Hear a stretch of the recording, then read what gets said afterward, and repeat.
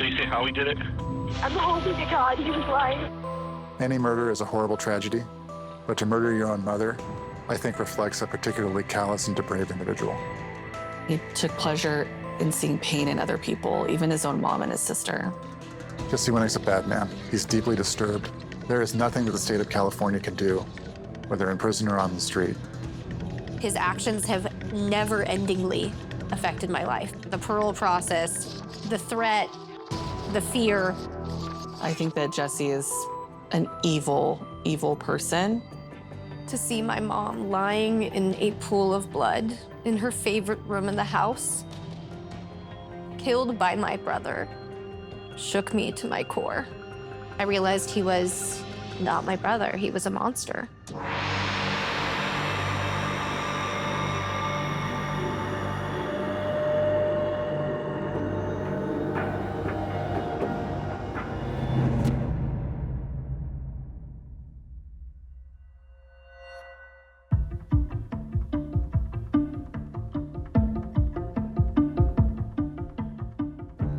My name's Matthew Allen. I'm a deputy DA at the Los Angeles County District Attorney's Office. I first heard about Jesse Winnick when I received a police report that described some of the conduct that he did over at the prison. Jesse Winnick was a prisoner at California State Prison, Los Angeles County, when he was walking on the roadway with 2 inmate-manufactured weapons. He took those weapons onto the prison yard and attempted to stab a correctional officer.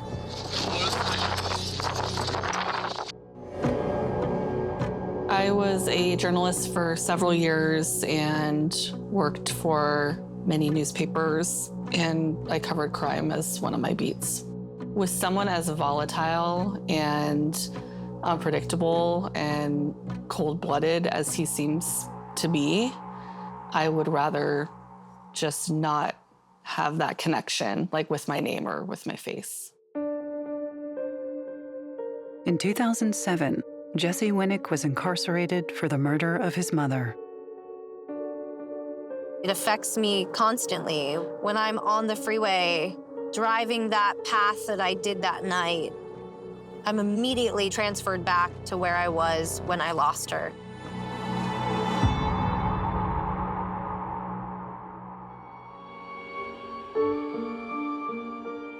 "22-year-old Amy Winnick had just finished a shift at her work when her brother Jesse, age 25, called her. He told me not to go home. I remember there was a pit in my stomach that grew immediately. And I asked him why, and he told me just don't go home. When I called home, Mom didn't pick up, and I had no idea still why. I called Jesse back again. That's when Jesse told me he had killed Mom. He just said again and very clearly, "Don't come home. I killed Mom," and hung up. I know that Amy wasn't sure if he was telling the truth. I couldn't believe it, but I still had an inkling to call 911. I explained to them as I was driving home on the freeway. Much like right now, it was dark, it was late at night. I didn't know I was about to walk into, but I knew I had to call 911. I'm gonna be there in 1 minute. I would suggest not going in if he's done that. I'm hoping to God he was lying, and I'm sorry if he was. Jesse Winnick is the most dangerous kind of criminal because he's not restrained by love for his family. The murder that he perpetrated against his own mother was violent, sadistic, and extremely personal. His rap sheet and his prison history reflects someone who has not recognized the error of his ways whatsoever and will continue to be violent in whatever context he's put in. Keep walking. Jesse and Amy's parents were Hadas and Sherman Winnick. They had been childhood sweethearts. My mom was born in Israel. She was born in 1952, January 26th. And she is every bit I guess, of Aquarius. She was a creative kid. She was full of life, and she remembers kind of just running free as a kiddo, collecting frogs in her pockets and having a sweet childhood. Jessie was the couple's eldest child. My parents got married on January 26, 1981, and my brother was born January 21st, 1982. So they conceived him pretty quickly, and they had him within a year. This is from Jesse's birthday, his actual birthday, the day he was born. Mom would have been extremely hopeful to think back on this day being the happiest day of her life, one of them. In contrast to the fact that that young baby ended up murdering her. It's shocking and it's heartbreaking to look at this photo. By the time I was conceived, they were separated. So I never lived with my father. I never saw their marriage in person. Amy was born on December 24th, 1984, making her almost 3 years younger than her brother. When you are born into a family, you follow the family rules. The family itself has its own almost subculture. I know my dad was an alcoholic. He had been an alcoholic since the age of 16. He cheated on my mom throughout most of the marriage. I think my mom, from what I read in her diary, was in an abusive relationship with him, both physically, emotionally, and mentally. So that is a cycle that I would see eventually carry over into my brother and my mom's relationship. She's the younger sibling, but seems to be in the position of supporting her older brother. These are all her norms. It's hard for me to find a photo of the two of us where I look like I'm happy and he looks like he's not controlling me. Even in this baby photo, it seems like he's manhandling me in some way. In 1989, now a single mom, Hadas took the kids and set up on her own. Calabasas is a very wealthy area that, although it is in Los Angeles County, it's nothing like LA, really. There is certainly very, very little violent crime. It's a lot of open space and big houses. The Kardashians live there. A lot of celebrities live there, retire there. It's a quiet, really beautiful area. Hadas was a high school teacher in the Valley. She was a beloved teacher. The house move, as well as the absence of their father, meant that the kids' lives had been turned upside down. Tensions began to grow between the siblings. 8 or 9 was already relatively verbally abusive to me.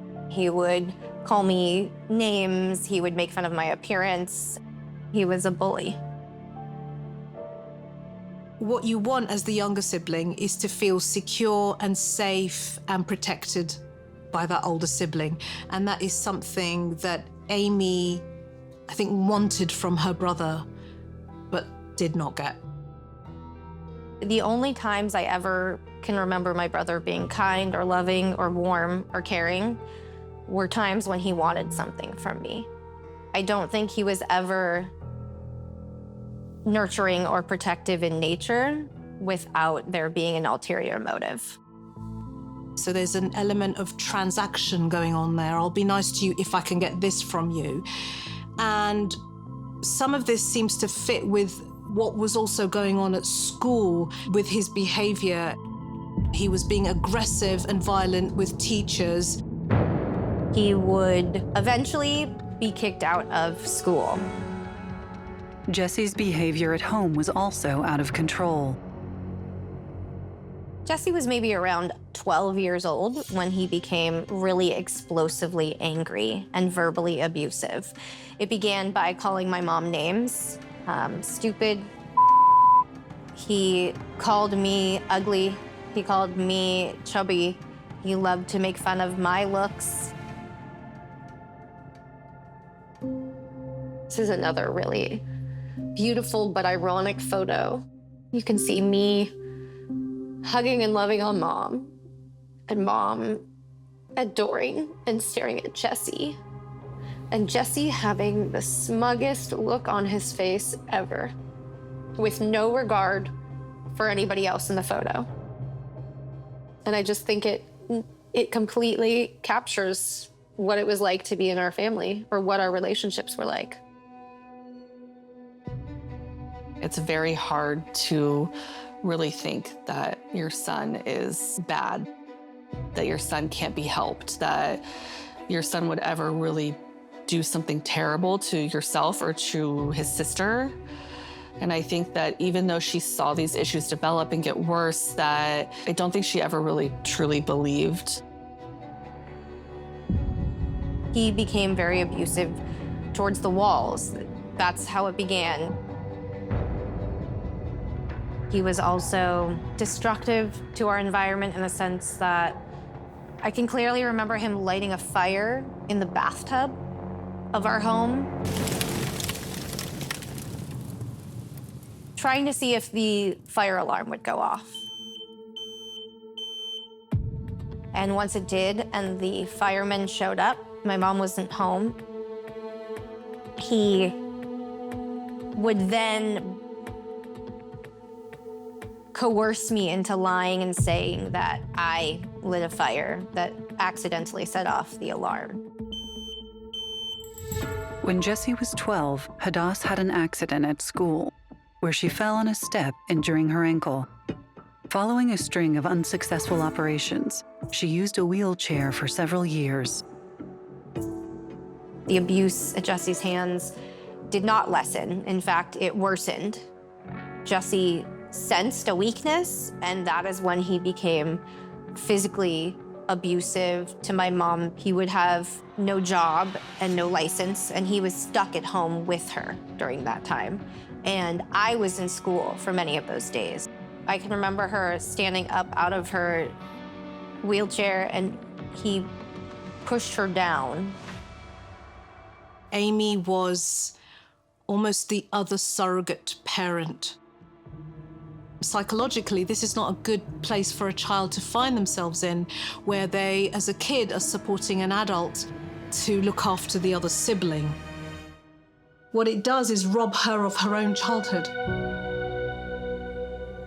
He does have a knack at knowing people's weaknesses or recognizing them. And when he does that, he's able to figure out what would hurt people most. And he does not shy away from hurting people. I had always seen my mom as a really strong woman, so to see her not only become disabled, but also for her to be physically harmed in such a way, it was really detrimental. It was heartbreaking for me to see. Amy Winnick was 11 years old the first time her brother Jesse, then aged 14, abused her. I don't remember any happy memories. I don't remember any points where he was a healthy sibling. I think Jesse just saw Amy as somebody to utilize whenever he wanted to. And how Amy has described her childhood with him and her mum was that they were there for his use. She's a victim of his domestic terrorism. He blackmailed me into inserting objects inside of myself in front of him. To go through my first sexual experiences in front of my brother and to be objectified in that sense had lasting effect on me.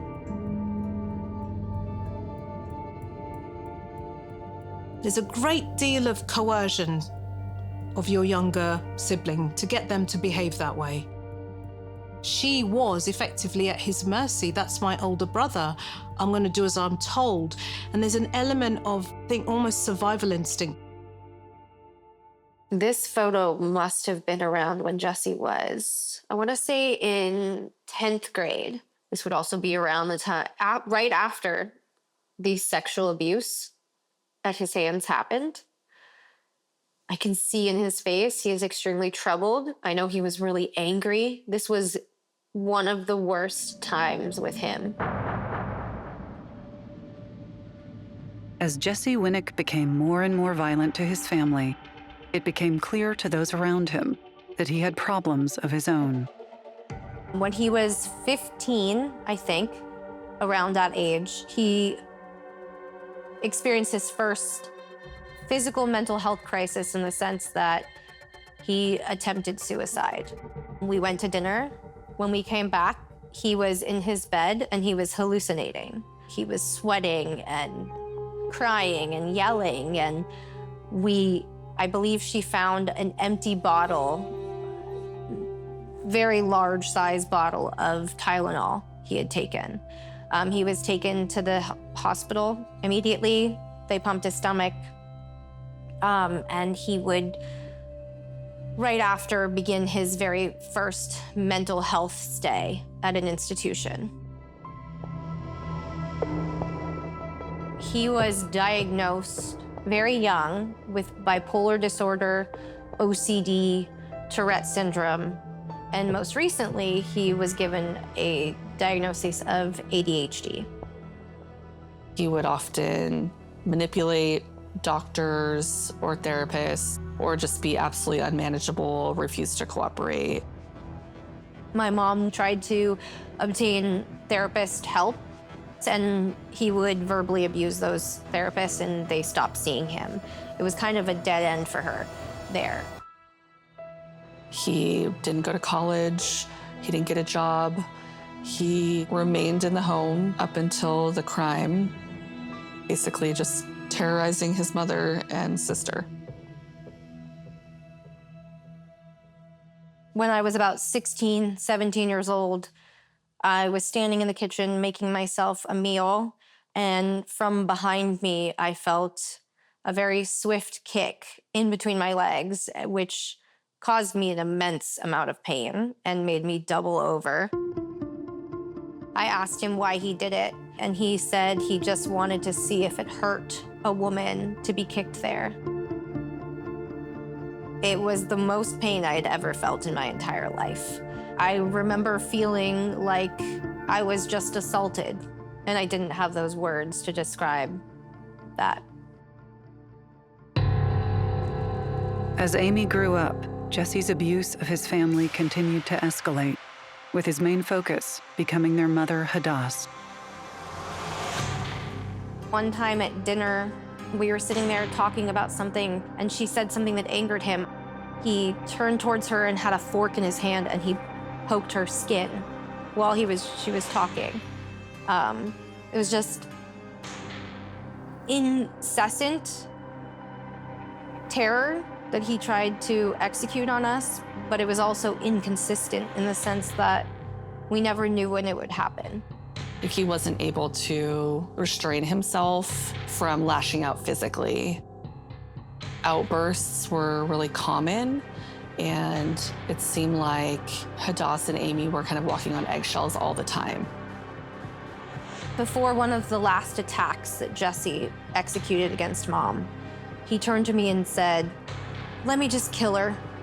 I'll run to Mexico. Just let me get away with it." During his teenage years, Jesse Winnick wasn't just causing serious trouble at home. He'd also had many run-ins with law enforcement. My mom called the police many times. Their understanding of what to do with Jesse was very limited. They would arrest him, they would detain him for a few hours, maybe a night, and then they would return him back home. That would happen for years.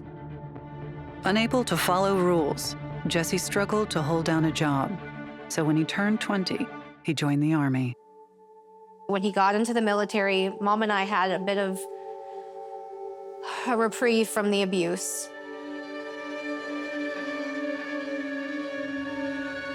He was only gone several weeks. And then Mom got a phone call from Jesse saying that he was being abused, and she got him a flight home. I always wondered if he was lying. He would come home from the military at 20, even angrier than he went in. He felt like the one resolution or solution he found or could have found didn't help him at all. In fact, in his mind, it hurt him. He's been thrown out of school. He's been rejected by the military. The outside world are kind of saying to him, we can't deal with you. He goes back home, and now he's in this confined space with his mother and his sister. He has no other outlets for his incessant attacks. So it's a completely self-centered, selfish pathology at this point. His behavior escalated infinitely. In April of 2007 is one of the worst experiences I can remember. I remember I was at a fraternity party and I saw probably 10 to 15 missed calls from Mom. I called her back. She told me she needed me because Jesse had attacked her. Jesse became angry at Mom for some reason and decided to recreate one of his favorite movie scenes. It's a scene in which somebody creates a homemade flamethrower out of an aerosol can and a lighter. And he attacked her physically. He attempted to catch her on fire. She somehow escaped from him or missed and told him to leave. He would jump out of our 2-story balcony onto my mom's hood of my car, dented it, slashed her tires before running off. Following the attack on his mother, Hadas, Jesse Winnick was quickly apprehended and jailed for assault. Jesse was in jail for at least several months. He would call her probably about once a day when he was in jail. He would tell her he was sorry. He would tell her he would never do it again. We hear those cycles in abusive relationships between intimate partners. But to be a mother and to be hearing those promises from your child, she had to have unending hope for him. That feels like a trauma bond, where you're intermittently rewarded with kindness and intermittently there's punishment, so you never quite know where you stand. Mom would eventually get an accidental death life insurance policy. I don't think I ever faced that reality like she did. Perhaps because I wasn't there that night that he attacked her, so she knew in her heart that he could kill her.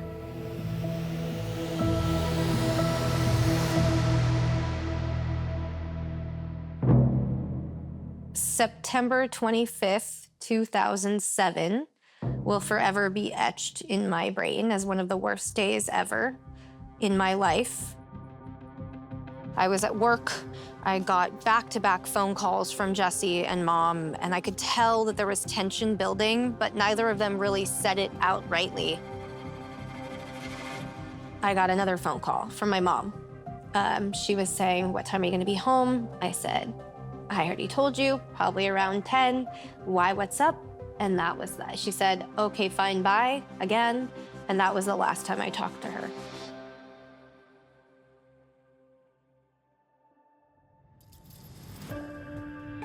On my way home, I called Jesse. I said, "Hey, I'm on my way home." I had told him I would call him. I said, "What's going on?" And he said, "I killed Mom." And I said, "What? You're kidding. You've got to be kidding me." And he said, "No, I killed Mom." He hung up. I called 911. I think I was about 5 minutes away from home by the time someone picked up. The police dispatcher told me to leave the house immediately because the killer might be still inside, and that was the moment that dawned on me what Jessie had done. As I was passing through the entryway and saw the kitchen, and that is where her body was. She was laying on the floor in a very, very large pool of blood with what I initially saw at first was her hand outstretched and the phone just outside of her reach. And then I saw that the knife that Jessie had used to kill her was still in her neck. He had stabbed her all the way down to the hilt. I ran out of the door. And I was met by the police right then.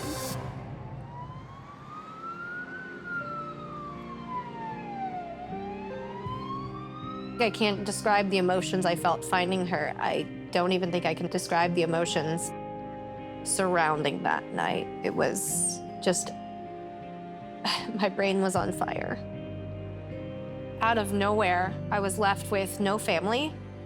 I was left without my best friend. Following the murder, 25-year-old Jesse showered and changed his clothes before stealing his mom's car. He then drove a few miles south and got into a friend's car. He had told the friend that he'd done something bad and he needed to get out of town.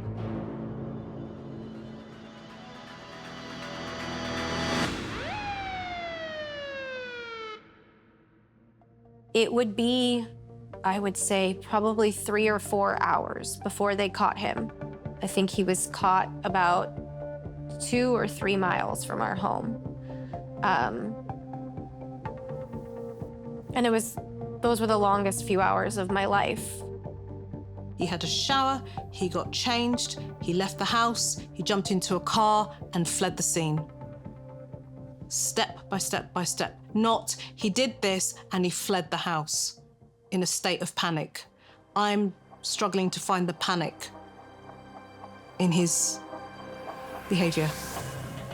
Jesse was arrested the night of the crime and was charged for the murder of Hadas, his mom.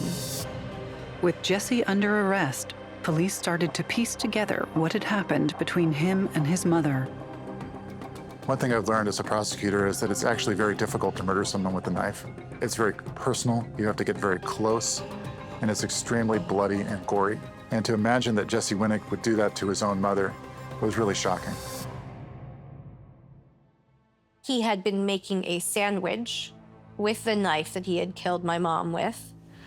He had, I guess, sat down to eat it, perhaps, or something, and had left the counter full of stuff. My mom wanted to make food and had turned to him and said, "Put everything away. I'd like to use the counter." And he said no. She continued and said, "If you're gonna eat, you're gonna clean up too." And he responded by killing her. I felt heartbroken. I felt shocked.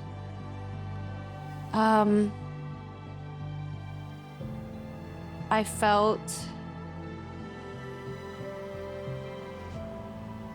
lost. Murdering someone over making a sandwich suggests to me that this is an incredibly egocentric, focused individual. It's all about him. He does not care about anybody else.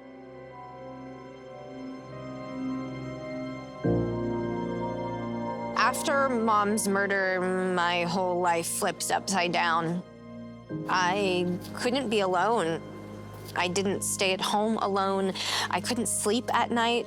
I worried about Jesse getting out of jail. I worried about what would happen in my future. It was an absolute life-altering situation, and I had no idea what was going to come. This is the last photo that my mom and I took together. I had no idea it would be the last picture. It illustrates our relationship. I love that the last photo I have of us is not us smiling, but her kissing me. I love it.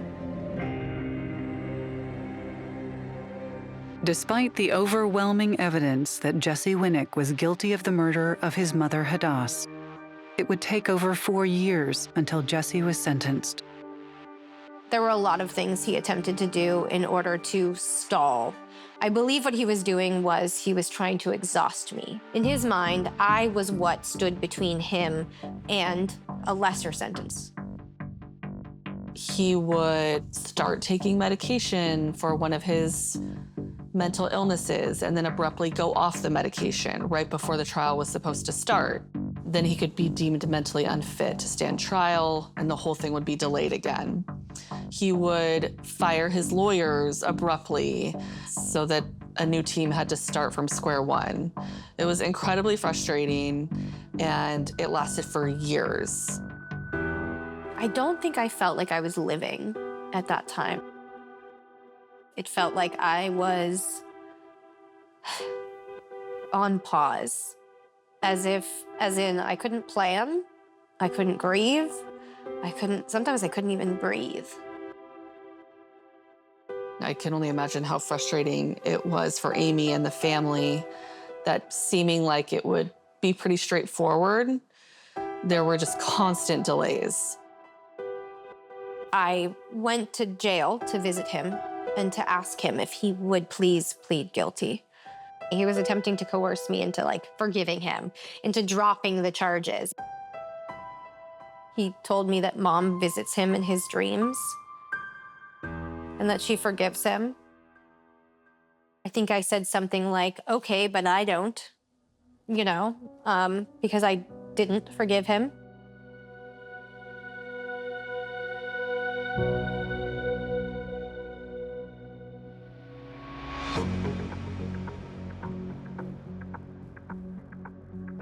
Jesse pleaded no contest to the charge of second-degree murder of Hadas Winnick.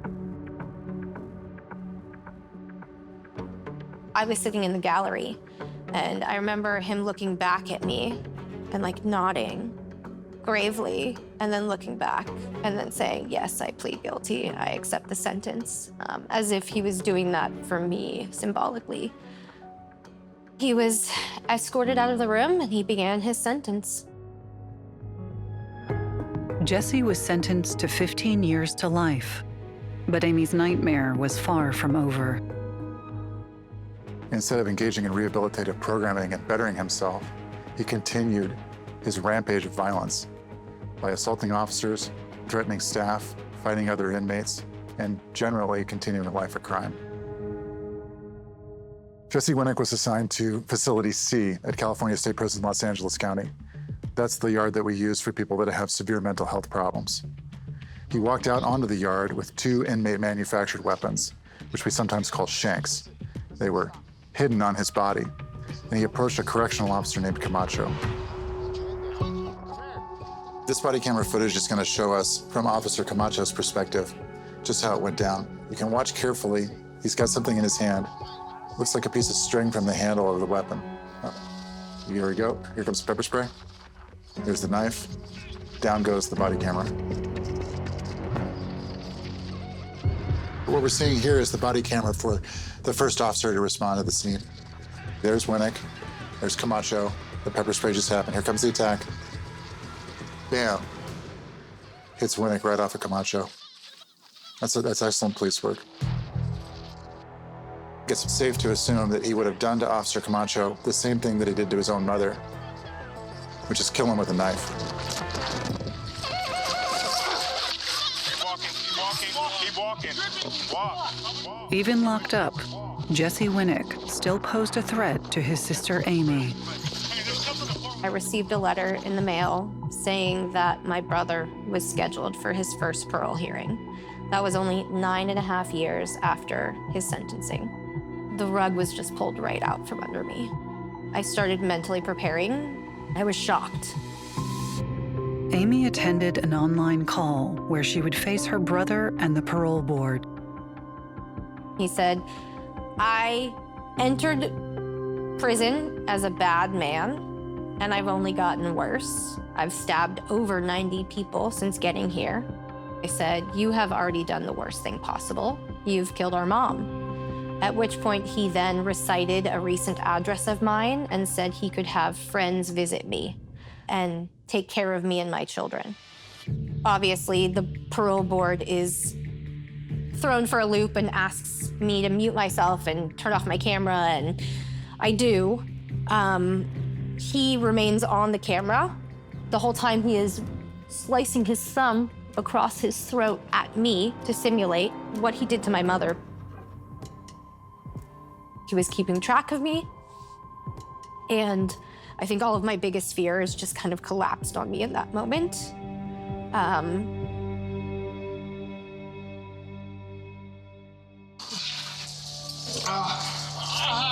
Amy attempted to file a complaint to have Jesse charged for the death threat.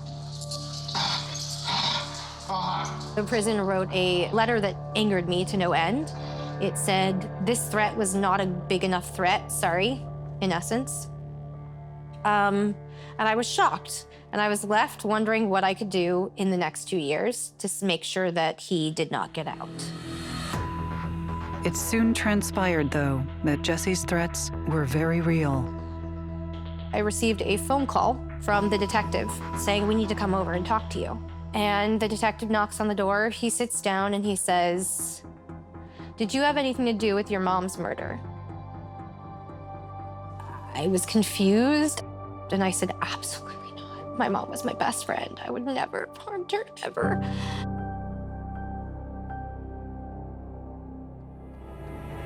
He said Jesse wrote to an inmate saying that I had planned the murder, that I had promised him all this non-existent money for doing it, and I deserve to be taught a lesson because I am not fulfilling my portion of whatever sick agreement he is purporting. The other inmate was supposed to tell Amy Chesler to do certain things for Jesse, like hire him a lawyer and give him money. And we believed that if she had not complied with his demands, that he would do the worst. Luckily, the inmate did not go through with that and actually turned over evidence of Jesse's actions to us. I got a call from an unknown number. I picked up and it was Amy. She told me that at a parole hearing, he had threatened her on the record and even made the motion of slitting his own throat in reference to her. And that was something that I found particularly disturbing. I got a transcript from the parole hearing, and I discovered that everything she told me was completely true. I was shocked, deeply shocked, that that could happen at a parole hearing and that there would be no consequences as of yet. Within a week or so, he had confirmed to me he would charge my brother with the death threat from the parole hearing. I charged him with several different crimes, including attempted murder of a public official, and 2 counts of possessing a weapon in prison. We went into the courtroom, stared at the back of his head.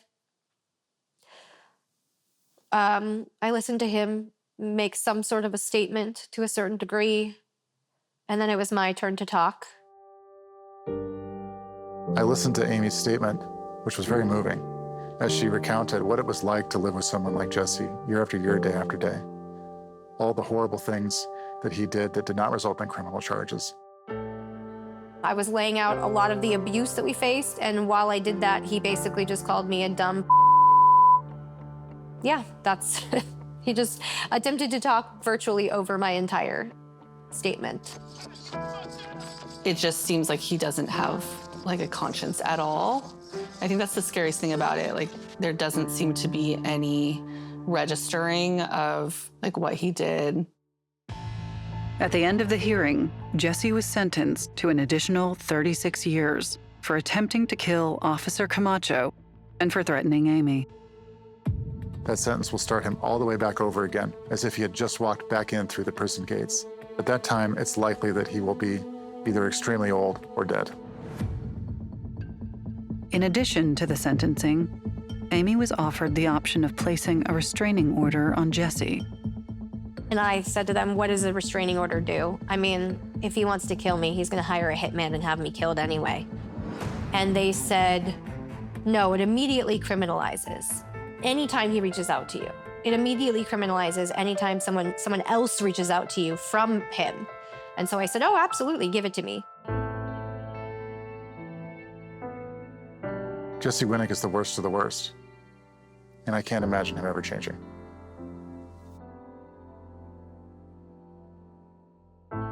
I'm just so glad that it looks like he is going to be in prison now for the rest of his life.